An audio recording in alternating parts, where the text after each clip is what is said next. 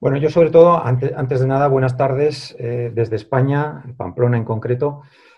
Quiero saludar en primer lugar a mis compañeros de mesa. Estoy encantado de compartir este escenario y de alguna manera hacer de telonero de los Rolling, por decirlo de alguna manera. Eh, bueno, para los más jóvenes o los que no les guste el rock, y por adaptarme un poco a los tiempos, pues aunque sea de telonero de Maluma, ¿no? Voy a hacer un poquito de antesala de lo que creo que viene después, que creo que es lo bueno. Eh, por supuesto, quiero agradecer a todo el equipo de CENEA, ¿vale? En particular a ti también, Aquiles, por pensar en mí para participar en esta charla. La verdad que cuando me lo comentaste, el poder participar en esto, al inicio reconozco que tuve ciertas dudas, ¿no? No sé, por si la verdad que mirar hacia atrás y contar mi experiencia pues de 20 años, pues pensé que igual me podía entrar algún tipo de nostalgia, ¿no? De recordar tiempos atrás o incluso pensando que a mi edad igual ya no es tan fácil recordar lo que hice hace 20 años. Pero bueno, en todo caso, estoy encantado de estar con vosotros y de contar, como pongo ahí en el título, en la diapositiva, pues mi humilde experiencia, ¿vale? En ergonomía. Mi nombre es José Antonio Tomás, como os he dicho, ahí dejo mi mail. Si alguien quiere hacer alguna consulta, por supuesto, a vuestra disposición, ¿vale? Y por supuesto, no se me puede olvidar, y es como quiero empezar, ¿no? El agradecimiento a todos los que estáis ahí al otro lado, ¿vale? Desde los distintos países del mundo. Si me he dejado alguno, pido disculpas, pero saludos a todos. Y por situarme yo, como hemos dicho, yo estoy aquí, en España, en concreto en Pamplona, una pequeña ciudad, es una pequeña ciudad que está aquí muy cerquita de la frontera con Francia, y posiblemente la mayoría de vosotros pues no suene para nada, pero quizá si pongo esta imagen os pueda sonar más, ¿no? Ese 6 de julio que he dicho allí, que se llena esa plaza de gente, Pamplona se multiplica por un montón de gente que viene de todos los países del mundo pues, a conocer esta fiesta. Y uno de los actos seguramente más significativos, y que esto quizá ya os suene más, es esta imagen, ¿no? La imagen de unos toros, 6 toros en concreto, con sus cabestros por ahí, sueltos por la calle. No llega ni a 1 kilómetro de recorrido, unos 900 metros, y las personas ahí corriendo delante, ¿no? Yo he de reconocer que solamente una vez en mi vida corrí ahí delante de los toros. Bueno, la verdad he de confesar que no me enteré de mucho. Creo que llegué de los primeros a la plaza de toros. Por lo tanto, no pasé mucho miedo. Pero es verdad que alguna vez alguien me ha preguntado, os podéis preguntar vosotros, ¿no? ¿Y qué da más miedo, correr en un encierro delante de los toros o la ergonomía? Bueno, a veces entran dudas, pero evidentemente, correr el encierro delante de unos bichos de 500, 600 kilos es peligroso, se pasa miedo, hay que tener respeto, y sin embargo la ergonomía yo reconozco que lo único que da es más satisfacciones que cualquier otra cosa, ¿no? En todo caso, cuando uno se pone delante del toro, sabemos que se está jugando todo, la vida y otras cosas.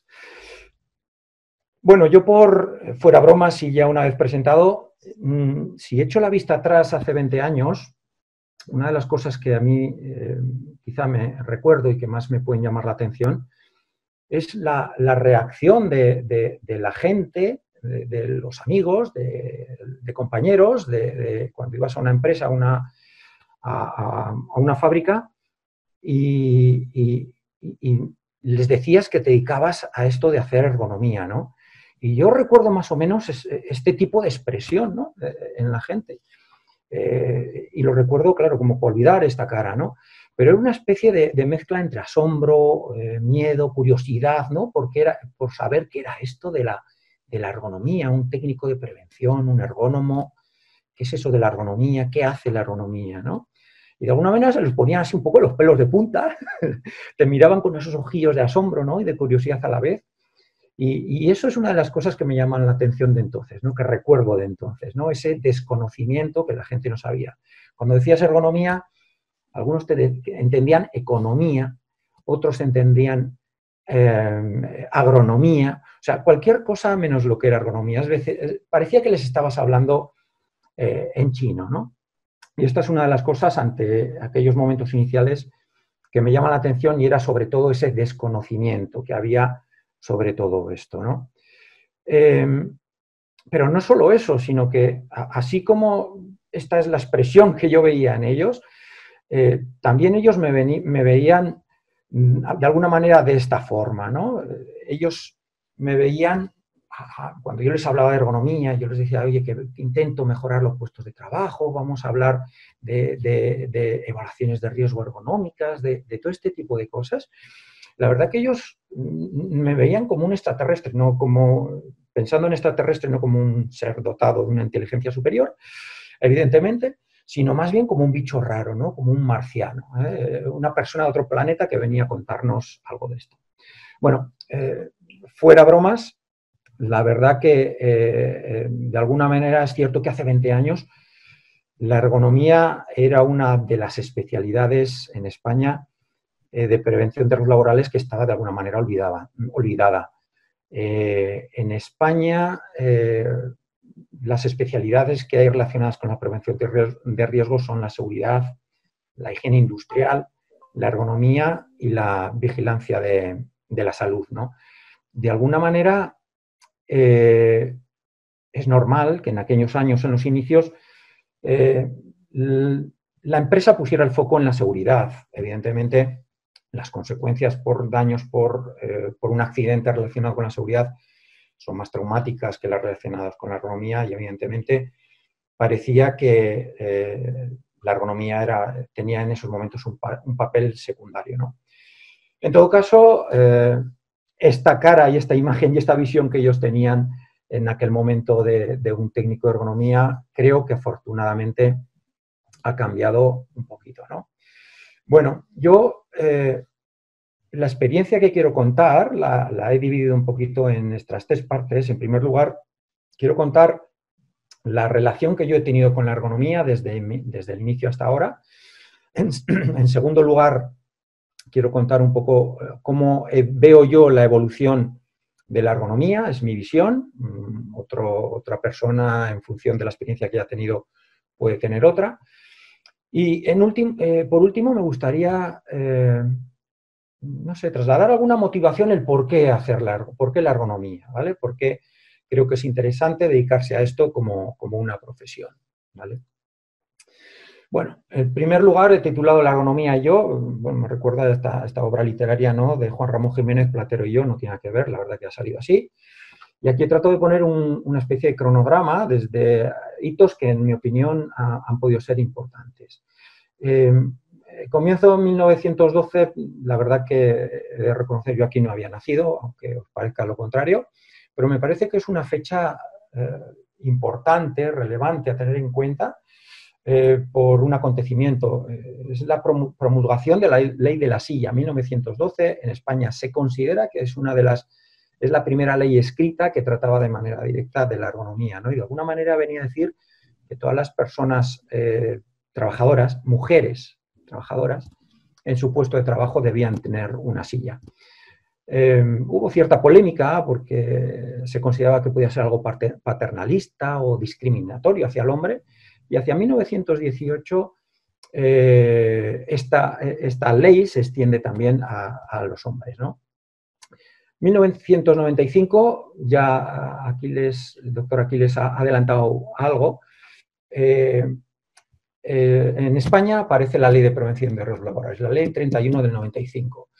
Y a continuación el Real Decreto en el 1997, que es el reglamento de los servicios de prevención. Y de alguna manera este es un momento que puede ser detonante para que las empresas empezaran a hacer esto de la prevención y, por supuesto, la ergonomía. Y fue también, entiendo que el detonante para que empezaran a aparecer en España profesionales técnicos de prevención de riesgos laborales y técnicos ergónomos, ¿no? Fijaros, desde 1912 hasta ahora, en el 95, la verdad que la ley ha cumplido ahora exactamente el mes pasado 25 años, se ha hecho mayor, ha crecido, pero sin embargo a veces parece que no ha crecido y ha evolucionado tanto, ¿no? Está la ley de la silla en 1912 y la ley de protección de errores laborales y sin embargo en la actualidad todavía hay muchos puestos de trabajo que podrían tener una silla y mejorar sus condiciones de trabajo y sin embargo todavía no las tienen, ¿no? Pongo el 2000 porque entre el 2000 y el 2002 en mi vida relacionado con la ergonomía hay una serie de acontecimientos importantes, ¿no? En primer lugar, es el momento en el que a través de colegas, de amigos, me comentan la opción de aparece esto del máster de prevención de los laborales y es el año en el que yo hago este máster. En España el máster suponía tener un grado universitario, hacer un máster aproximadamente de unas 600 horas y luego hay una serie de especialidades, ¿no? Las que he dicho antes, seguridad, higiene, ergonomía, psicosociología y vigilancia, ¿no? Yo inicialmente hago este máster con la especialidad de seguridad y la verdad que sin terminarlo, pues ya hay una multinacional del automóvil, de montaje de vehículos, que ya se interesa y ahí es donde empiezo a trabajar, ¿no? La verdad que en los inicios, como técnico de prevención, tocábamos todas las especialidades, las tres. Inicialmente seguridad, muy reciente la ley, había muchas cosas que hacer, evaluaciones de riesgo, evaluaciones de máquinas, etcétera, etcétera. Pero ya la ergonomía, en una industria como la del automóvil, en donde trabajos repetitivos, trabajos en cadenas, se veía que era una de las especialidades que tenía futuro y sobre todo porque era una de las problemáticas que principalmente más se estaban desarrollando en este momento en esta empresa, ¿no? A continuación, ese mismo año, yo decido hacer la especialidad de ergonomía y ya en esos inicios nos empezamos a centrar, sin dejar evidentemente las otras disciplinas, en la ergonomía. Y yo recuerdo en aquellos inicios, allá por ese año 2000, en esta empresa, en donde todos los peligros que podía haber o que podemos entender generadores de trastornos musculoesqueléticos y relacionados con la ergonomía, estaban presentes, ¿vale? Lo recuerdo que ahí estaban presentes cuando hablamos de levantamiento manual de cargas, empuje, tracción, el transporte, tareas repetitivas, posturas forzadas, todos los peligros que podemos pensar y de los que se hablan en ergonomía estaban aquí. Otra de las cosas que también recuerdo en esos inicios era que tampoco había herramientas claras, herramientas estándares que nos indicaran el cómo actuar para hacer análisis o evaluaciones ergonómicas, ¿no? Entonces, lo que hacíamos era muchas veces es crearnos nosotros mismos herramientas ad hoc, ¿no? Herramientas para analizar nosotros esas circunstancias, esas problemáticas que teníamos concretos. Imaginaros una empresa, 4.000 trabajadores, con más de 1.000 puestos de trabajo, la dificultad que había para hacer evaluaciones de riesgo, ¿no? Entonces buscábamos herramientas que nos sirvieran, que nos funcionaran para hacer al menos un filtrado inicial, un screening, antes de hacer estudios más específicos, ¿no? También recuerdo en estos inicios, pues de alguna manera, la idea de que el técnico, la prevención la hacía el técnico de prevención, la ergonomía era del ergonomo y de alguna manera nosotros nos veíamos solos ante el peligro, ¿no? Desde luego no había todavía creada una estructura, no había integración de la prevención y estábamos solos haciendo esto, haciendo lo que podíamos, de alguna manera como bombero en todas en todos los acontecimientos, en todos los problemas que nos encontrábamos en los puestos de trabajo. Entonces, de alguna manera íbamos apagando fuegos según nos iban apareciendo las diferentes circunstancias, ¿no? Yo en estos 2 años, del 2000 al 2002, la verdad que en esta empresa noté una evolución importante. Es verdad que cuando partes de unos niveles en donde las condiciones, las condiciones de trabajo potencialmente son muy mejorables, es evidente que la evolución es rápida, ¿no? Y esto ocurrió, la verdad que en esta empresa se apostó por solucionar toda la siniestralidad relacionada con los trastornos musculoesqueléticos, se hizo una inversión muy importante y en poquito tiempo se hizo una mejora de las instalaciones, de las herramientas, de todos los procesos de trabajo. Se llegó a crear una estructura integrando la prevención, creo que es fundamental, dentro de toda la estructura de la organización, desde producción, ingeniería, desde el departamento de compras, mantenimiento. Recuerdo también en aquellos momentos el desarrollo de, bueno, workshop, KVPs de ergonomía, mejora continua, lo que ahora podemos llamar, o que está ahora más de moda, que es la ergonomía participativa, esos grupos de trabajo en donde se integraban todos los departamentos, ante problemas concretos, se realizaba ese grupo de trabajo y se buscaban soluciones. Partíamos de una problemática, partíamos de las evaluaciones de riesgo que hacía el técnico de prevención, el técnico en ergonomía, y la búsqueda de soluciones ante esos problemas de manera consensuada, de tal manera que en una semana estaban planteadas unas soluciones, estaban planteadas unos responsables de implementar esas soluciones, estaban planteado un coste, se presentaba a la dirección y lo que ahí salía es lo que se hacía, ¿vale? Con unos tiempos. Recuerdo también el tema de rotaciones, pero rotaciones ya con cierto criterio, ¿no? Basadas en las evaluaciones de riesgo, basadas en los factores de riesgos identificados, basadas en grupos. Afinábamos incluso hasta en qué grupos musculares estaban activados en un puesto de trabajo y en otro, ¿no? Recuerdo también como una evolución y hechos importantes es el trabajo desde el diseño. Yo desde el 2000 hasta el 2015, más o menos, he participado, ha habido varios cambios de modelo de coche. He tenido la suerte de participar en las fases de diseño, pues 2, 3, 4 años antes de que el coche se empezara a producir en serie. Y la verdad que es uno de los momentos en donde ves que se trabaja de manera directa, hay resultados de manera evidente y sobre todo el poder participar, como digo, con otras áreas de métodos y tiempos, con producción, con mantenimiento, compras, logística, etc.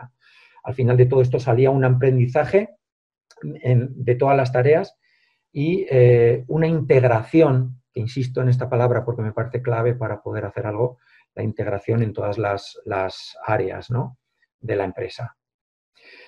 Bueno, así fue hasta el 2002, que pasamos eso de unos inicios un poquito en donde había muchísimos problemas y en poquito tiempo pudimos ir mejorando a través de una serie de actuaciones. Ya en el 2002, mi contacto con bueno, hay una evolución en mi relación con la ergonomía, puesto que entró dentro de la empresa donde estoy ahora y se crea un departamento que es el Laboratorio de Ergonomía Biomecánica dentro del área de prevención, dentro de I+D, en donde seguimos asesorando, pero en lugar de hacer como hacía antes, era un asesoramiento a una empresa, ahora asesoramos a empresas, a muchas más empresas de toda España, lo que hace que te enriquezca muchísimo más tu profesión, ¿no? Empresas de distintos tamaños, empresas de distintos sectores, que hace que conozcas distintos procesos productivos y que cada una de ellas tienen su problemática relacionada con la ergonomía, ¿no? Una de las cosas que posiblemente caracterizan al laboratorio de ergonomía es el empleo de técnicas de medición, técnicas como pueden ser sistemas de análisis del movimiento en 3 dimensiones o técnicas para el análisis de la actividad muscular mediante electromiografía de superficie, que no son, desde luego, excluyentes de todas las metodologías o métodos o criterios que existen. Al revés, entiendo que son técnicas que nos permiten complementar otra serie el resto de metodologías tradicionales y no tan tradicionales, ¿vale?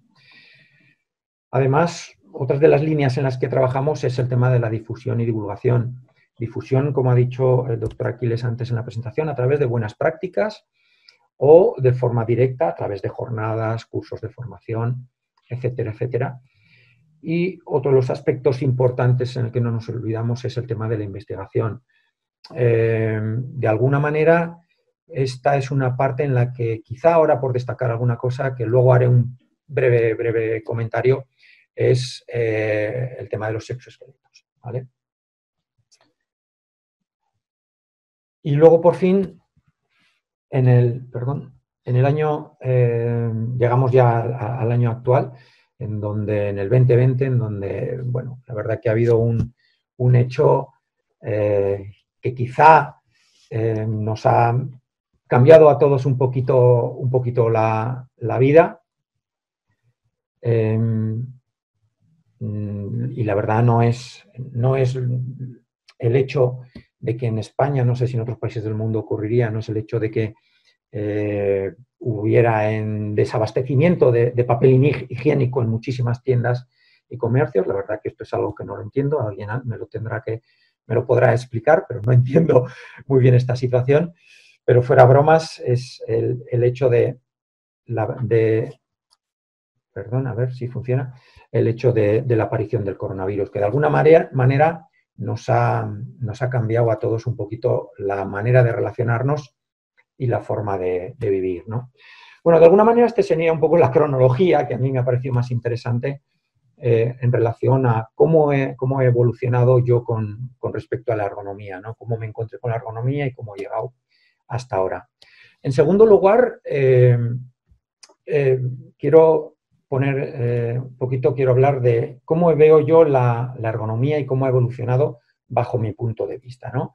Y vuelvo aquí a este instante, ¿no? En los inicios yo lo recuerdo con un desconocimiento general de qué era esto, todo el mundo se preguntaba qué era esto de la ergonomía, para qué servía, pero a la vez también lo recuerdo, no sé, pues parecido al cómo se vive el tema del fútbol, ¿no?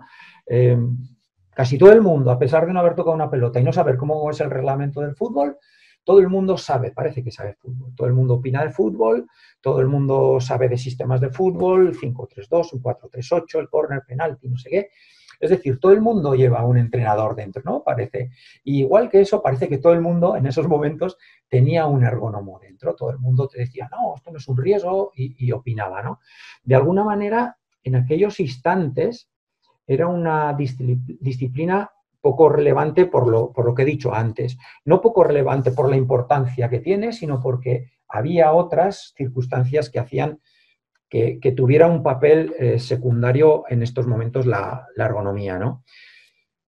Creo que el hecho de que falta, que una de las cosas que motivaban también que esto fuera poco relevante es esa falta de normativa, ¿no?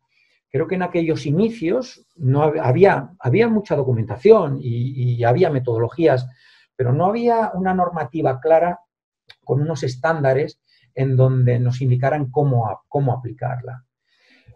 Por lo tanto, había muchísimo trabajo por hacer, tanto en la mejora de las condiciones de trabajo como en la generación de esa normativa o de esos estándares.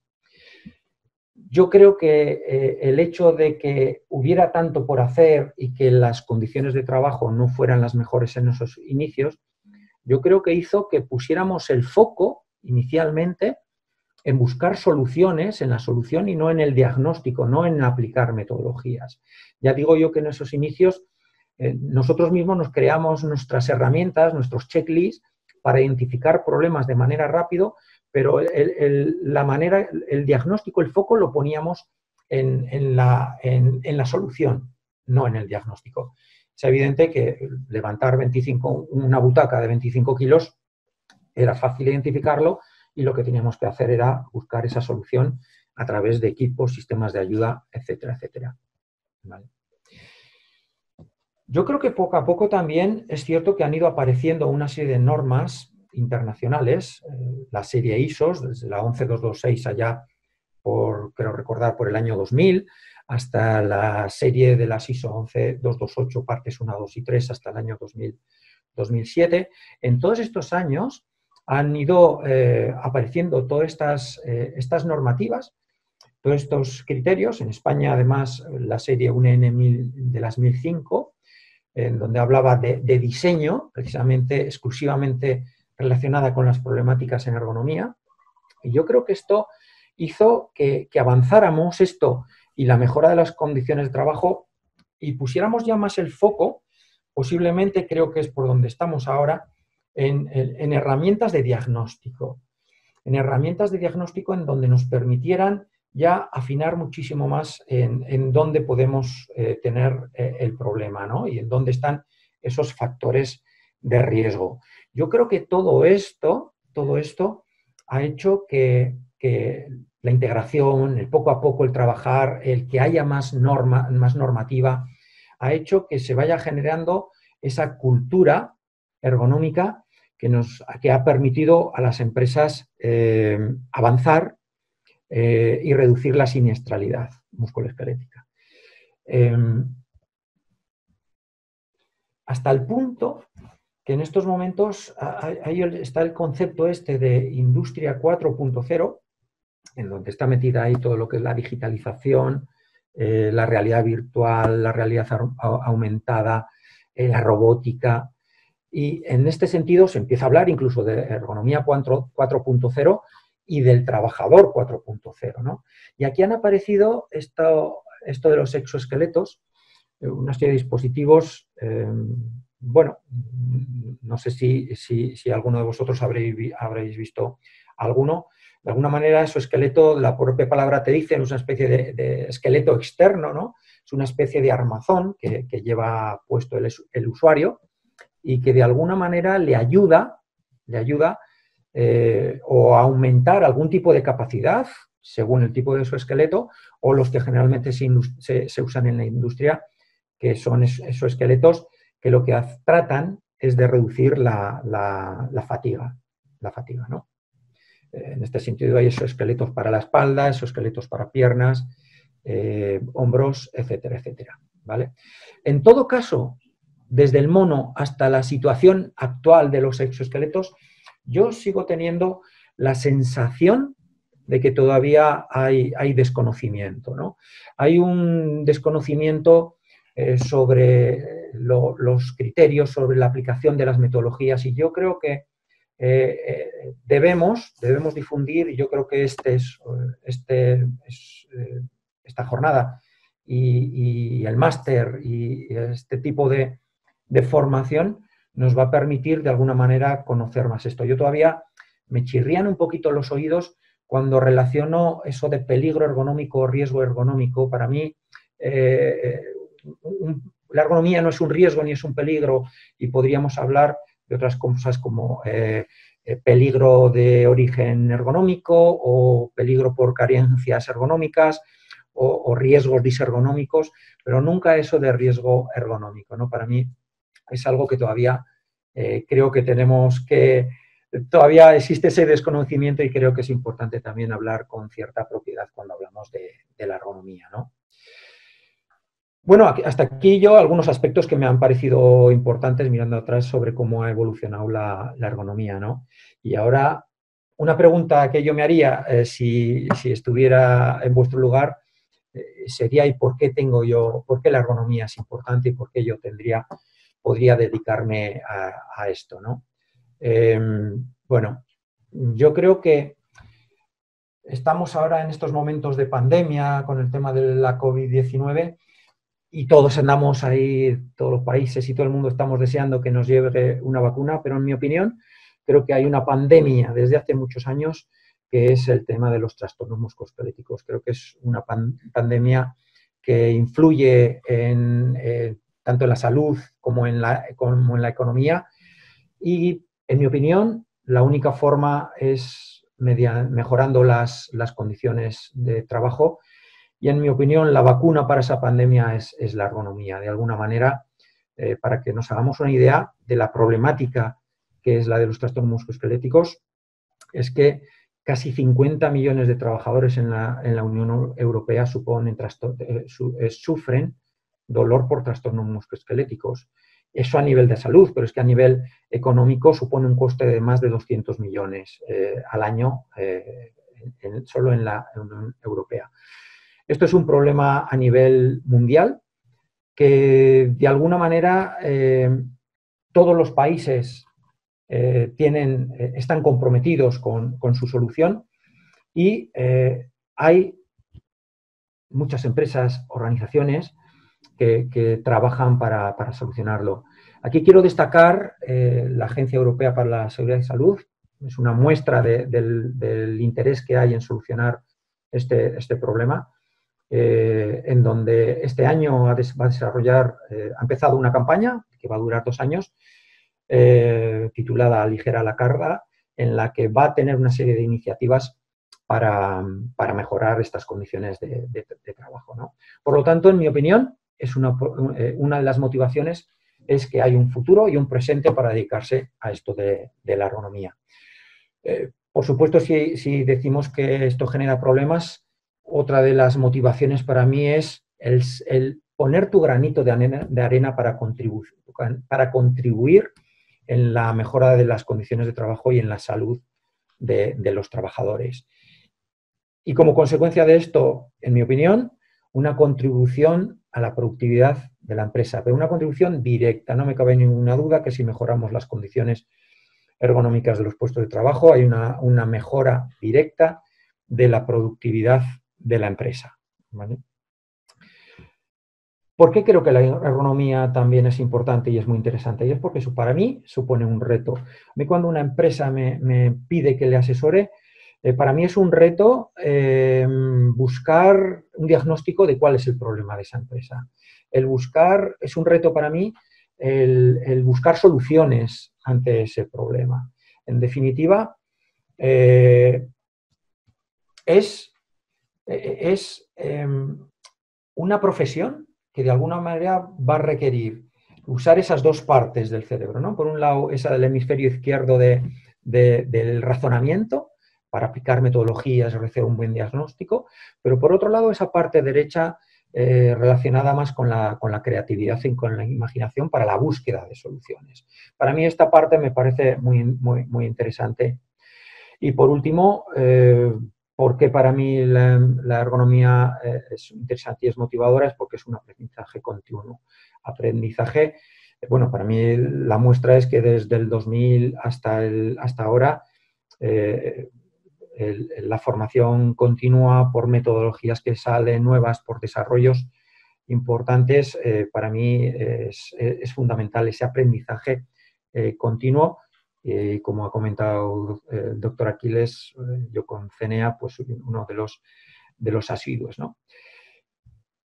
Hasta aquí porque la ergonomía, me atrevo a decir, ¿y por qué este máster? ¿Vale? Me voy a atrever a decirlo.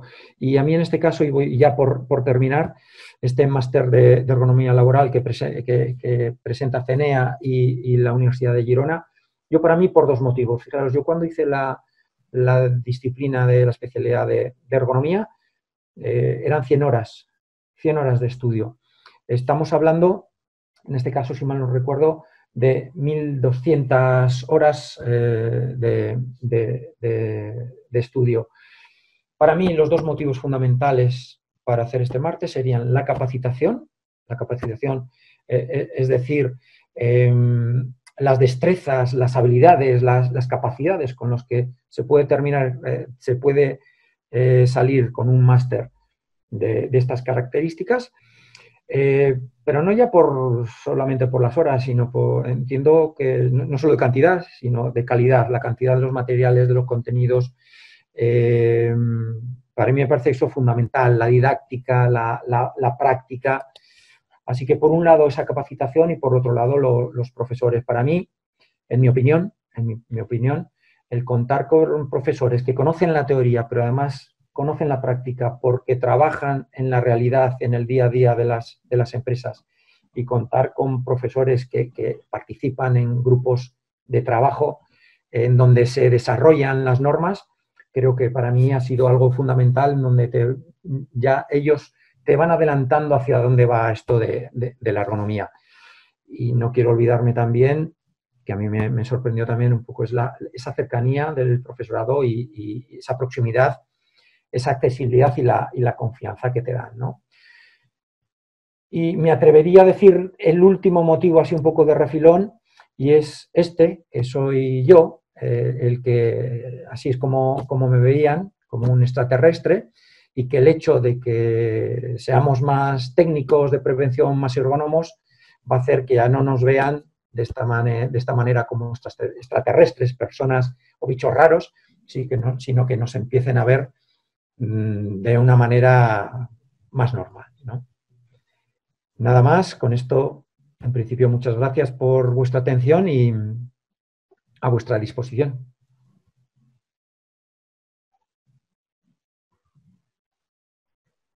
Muchas gracias, Tomás. La verdad que me has hecho retroceder en el tiempo y recordar también esos momentos. Y no sé si a ti te pasó, pero parece que fue ayer. Yo me siento igual que hace 20 y pico años cuando empezamos en esto.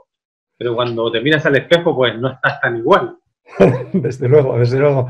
No, Yo, somos ST, pero un poco más canosos. sí, yo reconozco que esto no lo tenía hace 20 años. La carita se ha puesto un poco más blanca. Pero es verdad, a la vez, yo siento que hemos evolucionado, a la vez que siento que todavía queda mucho, mucho por hacer. Sí, en realidad yo creo que hay un punto que tú tocaste que marca un antes y un después en materia de ergonomía en la que hemos vivido nosotros, y ese después queda mucho por evolucionar, como tú mencionas. Tú hablaste del foco en la solución y no en el diagnóstico. Yo siempre que participo en un programa de formación que me invitan en Latinoamérica, cuento un poco esta realidad, porque durante mucho tiempo, hasta el 2004 más o menos, 2005, 2006, nos centramos en solucionar sin hacer un buen diagnóstico, sin medir. Y claro, eso hacía que nuestra disciplina preventiva tuviera poco peso específico en las empresas, porque parecía más nuestro antojo, más nuestro buen querer, buen hacer, que objetivamente mejoramos las condiciones de trabajo. Entonces, a partir de que fuimos capaces de realizar un buen diagnóstico de las condiciones de trabajo con instrumentos que nos permitieran medir y pudiéramos simular con ese mismo instrumento el impacto de esa mejora de condiciones de trabajo, de ese diseño, fue cuando recién empezamos a tener cierto peso específico en las empresas. Las áreas de ingeniería empezaron a mirarnos de forma diferente. Yo recuerdo que en una empresa me invitaron a una simulación de un nuevo puesto que estaban diseñando. Habían decidido sacar un robot que manipulaba 120, 130 frascos minuto, frascos de perfume, y colocar a 2 trabajadores. Fui a la prueba del rediseño, el prototipo, con las trabajadoras, con los perfumes, y ahora las trabajadoras manipulaban cada una 60, 65 frascos de perfume minuto y los posicionaban en línea.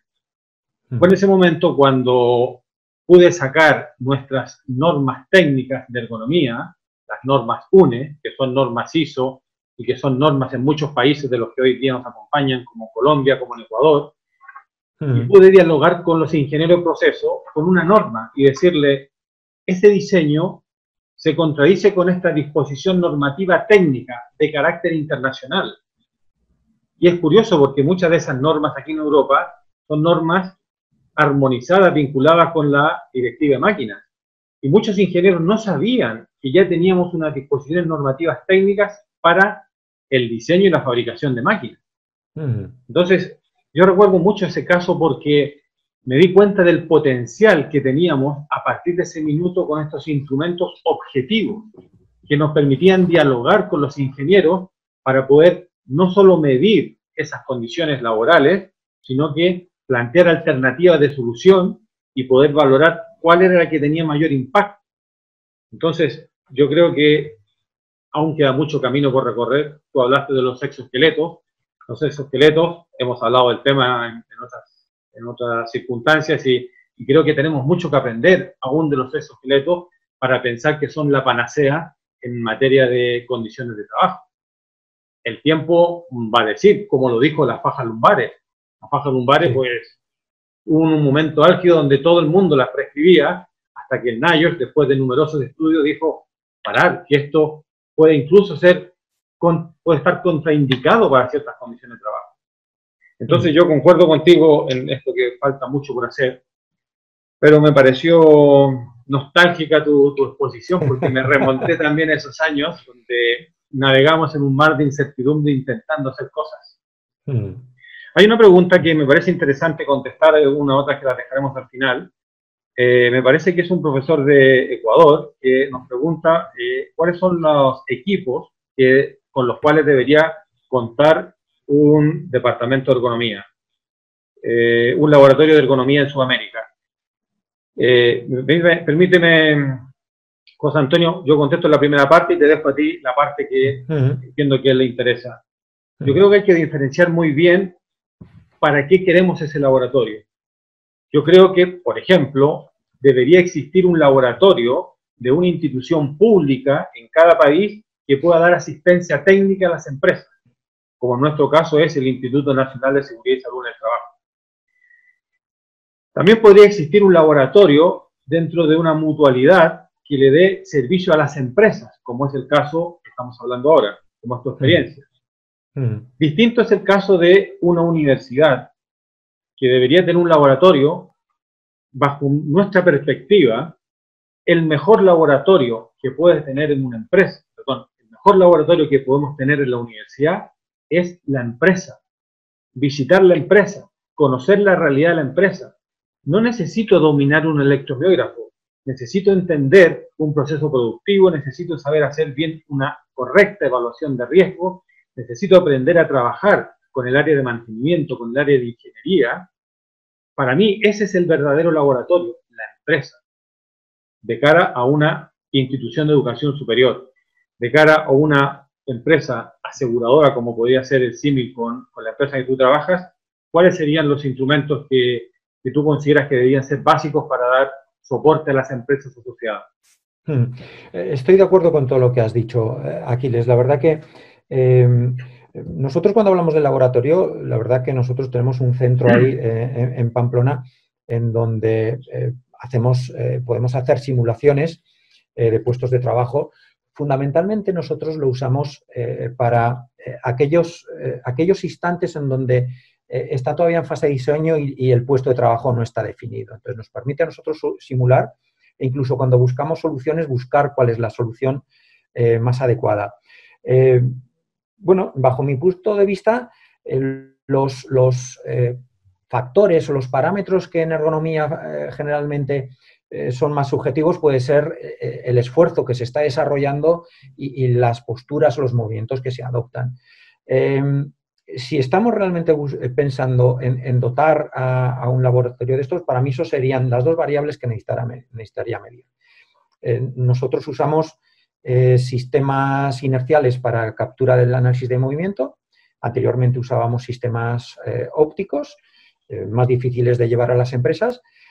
Y por otro lado, sistemas para registrar el esfuerzo que se está desarrollando a través de electromiografía de superficie. Esas dos serían básicas, además de dinamómetros, otros equipos que hay como goniometría, ¿vale? Pero insisto, para mí son técnicas complementarias. Yo creo que una empresa no requiere un electromiógrafo ni requiere un sistema de análisis de movimiento. Posiblemente un dinamómetro sí. Un dinamómetro que es asequible y ante ciertos peligros es muy fácil coger un dinamómetro, es muy fácil de usar. Pero usar usar un electromiógrafo en sistemas de análisis de movimiento requiere otro tipo de destrezas y a veces los resultados que obtienes puede que no sean tan concluyentes como para tenerlos en cuenta, ¿vale? No sé si he podido responder. Yo entiendo que sí, si no nos puedes comentar a través del chat si hemos contestado la pregunta. Yo recuerdo una frase del profesor Corlet, el autor del método RULA, método que es muy conocido en Latinoamérica, que lamentablemente se utiliza con una finalidad para la cual no fue diseñado el método. Pero tiene una frase interesante, profesor Corlet, que dice: nuestra capacidad para recoger datos es infinita, pero es muy limitada para analizarla.